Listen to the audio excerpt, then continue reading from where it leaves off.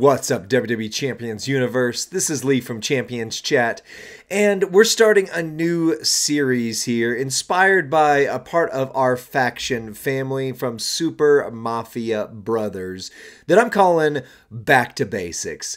Like, there are a lot of things in Champions because this has gone from a complex game to a complicated game, or vice versa. I'm not sure.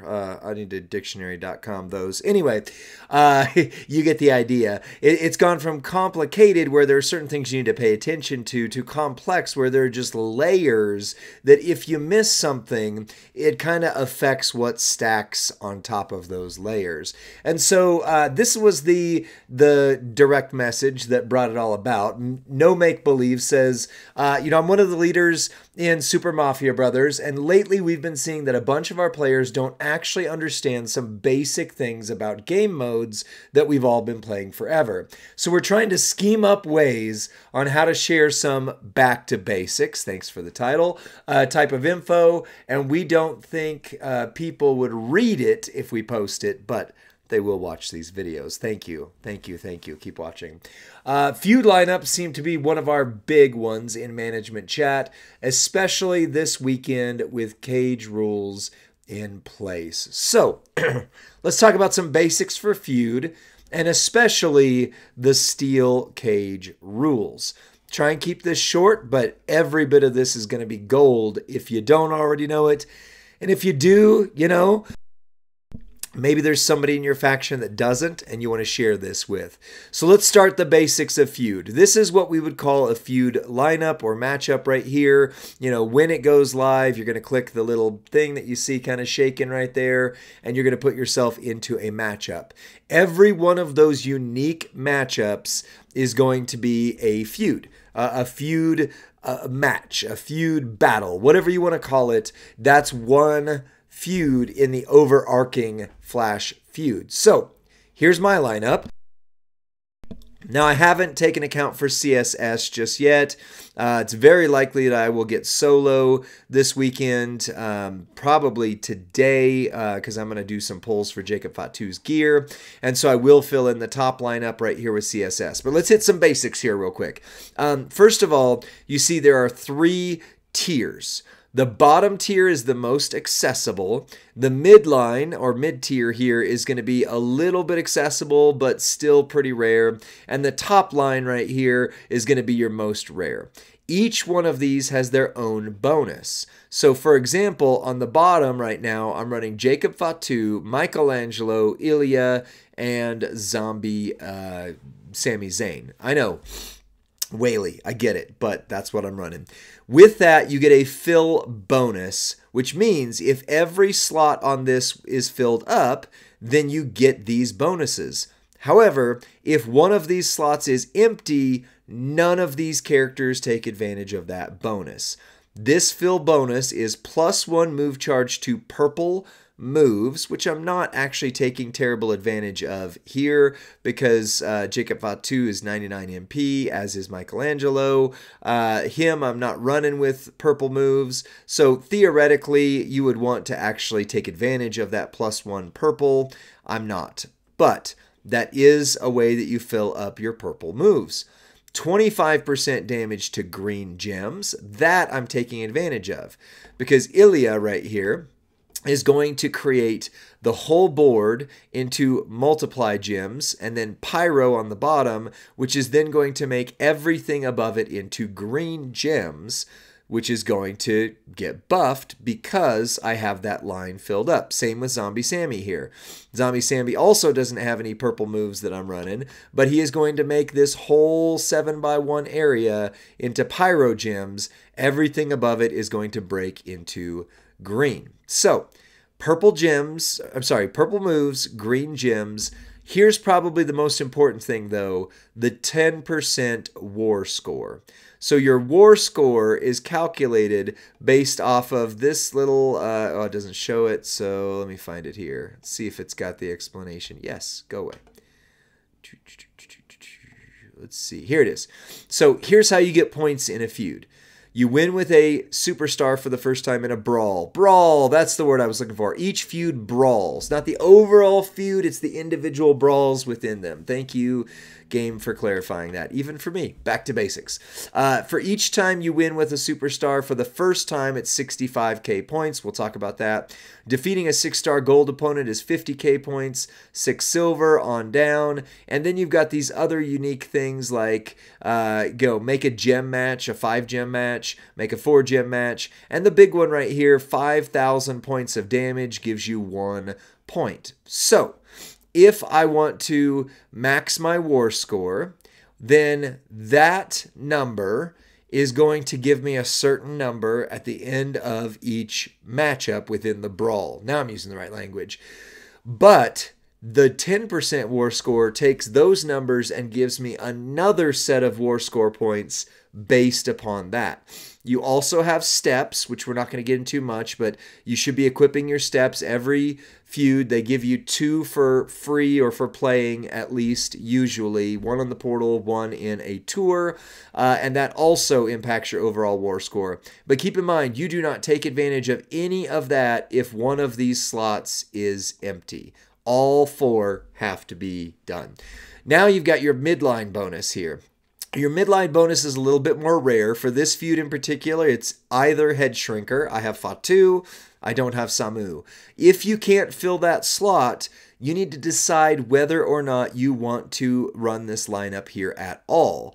If you are a lower roster that maybe only has a few 6-star bronzes, maybe a few 6 silvers, but don't really have a lot of power hitters that are 6 gold, you probably don't want to build out too thick of a roster, and that's with 2 C's, thick, because you're going to get paired up against people, more likely, who are also going to have something like this, that are all 6-star gold turn 1 killers. So if you have the midline person, I would fill this up, supposing that you're able to go up against some bigger, badder opponents. Otherwise, you might use this for CSS, but keep in mind, if you don't have this character right here, because that's the rarest one, or this one, which is usually a 6-star in some class or some era, then you are not getting the fill bonus at all. This time around, the fill bonus is +1 move charge, 50% red move damage, and 20% war score. So the +1 move charge is essential for certain people you're going to run in Feud, because, you know, there's not tour perks on here. So keep in mind, when you set up your Feud rosters, you are assuming, let's go to Vader here real quick, you're assuming that for these 6 MP moves, you start with 1, your turn bonus, and that's it. So you have 1 out of 5. Now with my entourage here, this gives me 4, so I have 1, 4 is 5.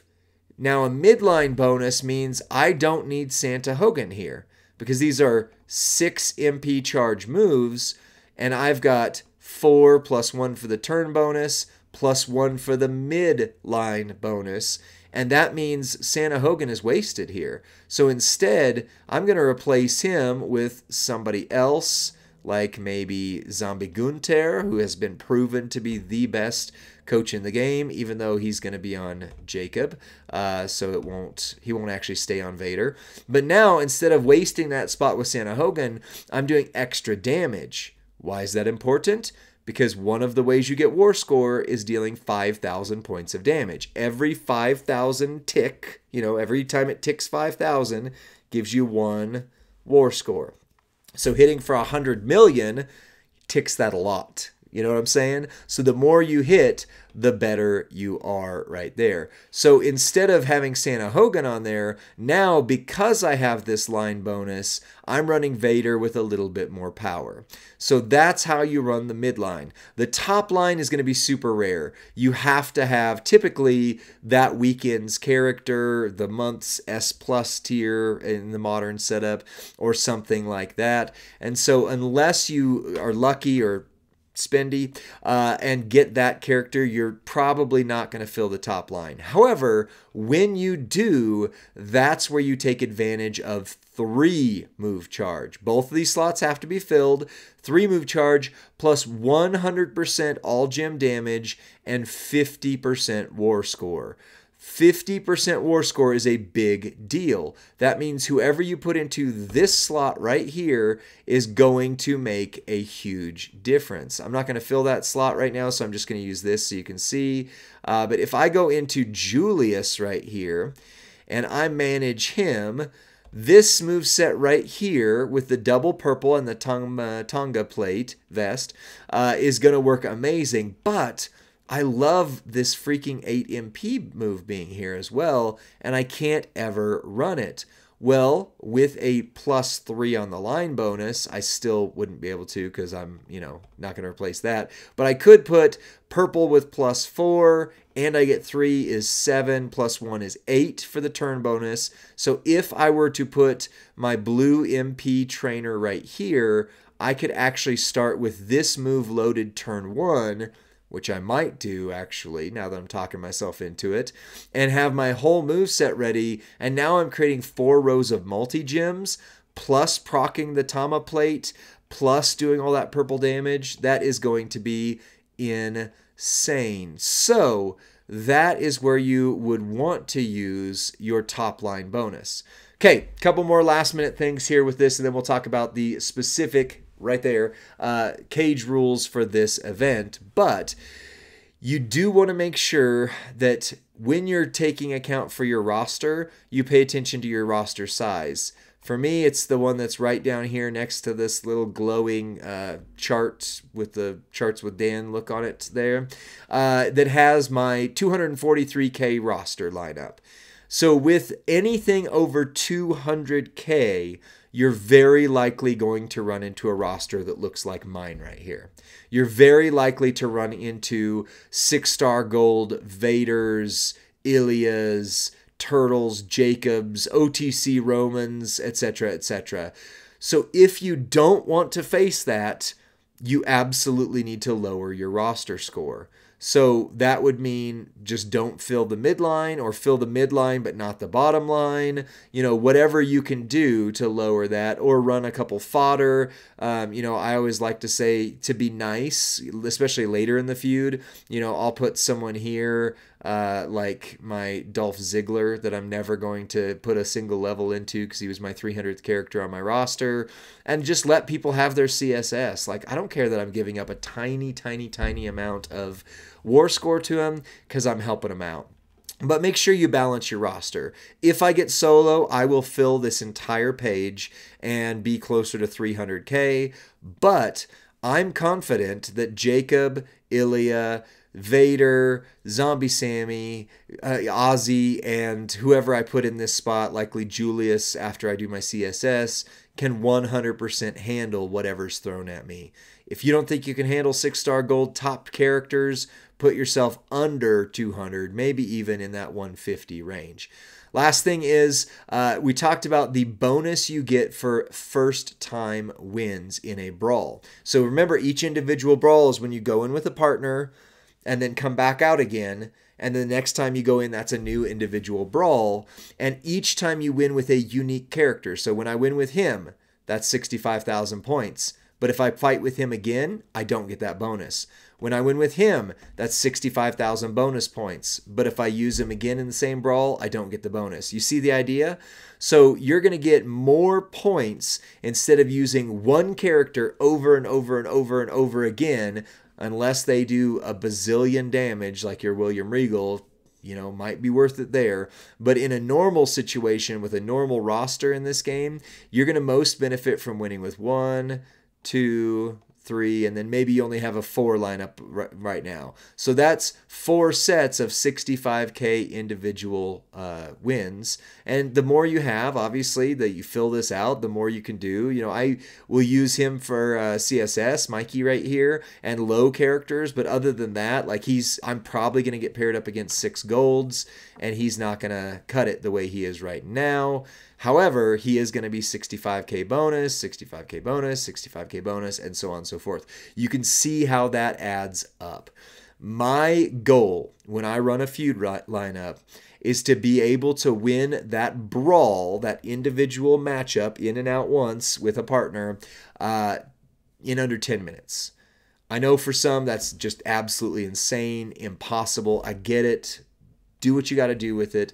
But the quicker you can win with your characters, the quicker you can get that 65k, that insanely high damage, that 50% bonus with the Warscore, etc., etc. The quicker you can get those, the more you rack up those Flash Feud points or regular Feud Warscore points, and the faster you climb the Warscore ladder. So that's the basics of that. But now we've got this really unique thing that for the first time ever, we are going to have steel cage rules. Merrick's did a video on how to make the steel cage rules fun. So watch that video. But here's another couple quick insights into it is you want to play into what this is showing you, right? So you got leech gem damage is 1,000% bonus.